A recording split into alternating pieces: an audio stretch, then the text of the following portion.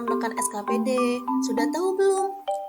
Bagi para pegawai yang sudah mencapai batas usia pensiun dan ingin mengajukan berkas SKPP, pelayanan sekarang bisa loh dilakukan di dua tempat. Pertama, pelayanan dilakukan di kantor BPKAD, khususnya di bidang perbendaharaan yang berlokasi di Jalan Siliwangi nomor 10, Pelabuhan Ratu. Dan lokasi pelayanan kedua dapat dilakukan di Bank BJB Kota Sukabumi yang berlokasi di Jalan Ahmad Yani nomor 35A, Kota Sukabumi. Kemudian, dalam mengajukan berkas SKPP, persyaratan apa saja yang perlu dibawa oleh pegawai yang mencapai batas pensiun agar berkas SKPP-nya dapat diproses? Persyaratan pertama yang harus dibawa oleh pegawai yang mencapai batas usia pensiun adalah surat pengantar dari kepala SKPD. Persyaratan kedua adalah surat keterangan pensiun atau pindah yang diterbitkan oleh Badan Kepegawaian dan Sumber Daya Manusia melalui keputusan Bupati. Persyaratan ketiga adalah membawa kartu keluarga terupdate atau terbaru.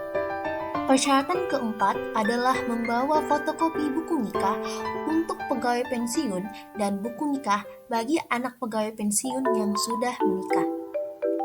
Persyaratan kelima adalah membawa fotokopi ijazah terakhir anak. Persyaratan keenam adalah membawa surat keterangan kuliah bagi anak yang masih kuliah di umur lebih dari 21 tahun. Persyaratan ketujuh adalah membawa surat keterangan bekerja bagi anak yang sudah memiliki pekerjaan. Persyaratan kedelapan adalah membawa surat keterangan bantuan persalinan apabila saat melahirkan usia ibu telah mencapai lebih dari 45 tahun. Persyaratan ke-9 adalah membawa putusan pengadilan bagi keluarga yang memiliki anak angkat. Persyaratan ke-10 adalah membawa surat kematian bagi keluarga yang sudah meninggal.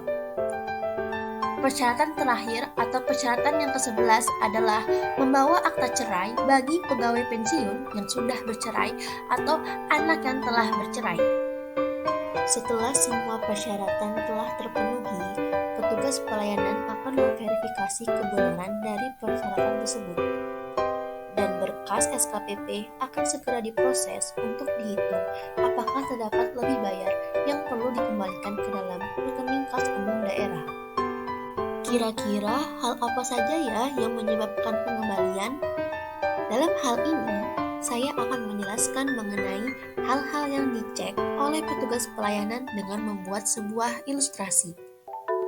Di sebuah keluarga, terdapat sosok kepala keluarga yang bernama Pak Anaro, bekerja sebagai pegawai negeri sipil di Pemkab Sukabumi, dan menikah dengan Ibu Nadara yang berstatus sebagai ibu rumah tangga. Dalam pernikahan mereka yang sangat harmonis, Pak Anaro dan Ibu Nadara memiliki 3 orang anak. Singkat cerita, anak yang pertama bernama Rizky setelah lulus SMA memilih untuk langsung bekerja menjadi teknisi di sebuah perusahaan.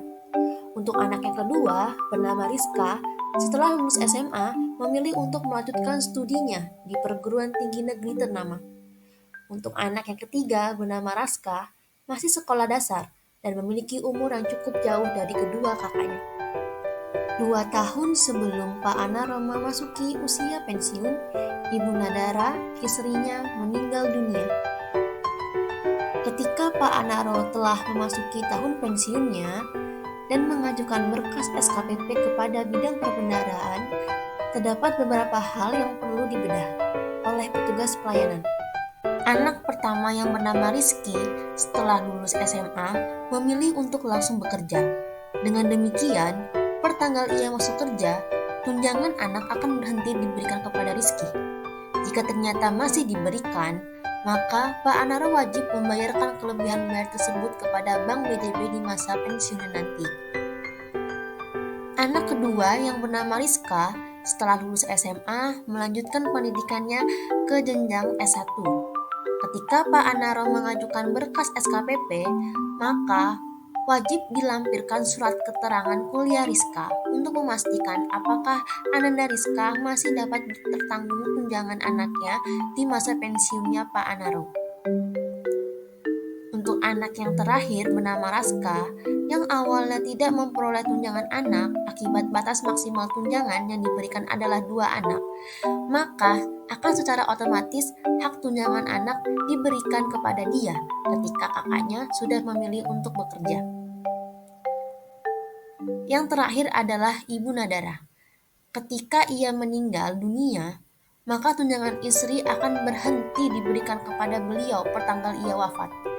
Jika ternyata sampai 2 tahun masih tertanggung, maka Pak Anara wajib membayarkan kelebihan bayar tersebut kepada Bank BJB di masa pensiunnya nanti.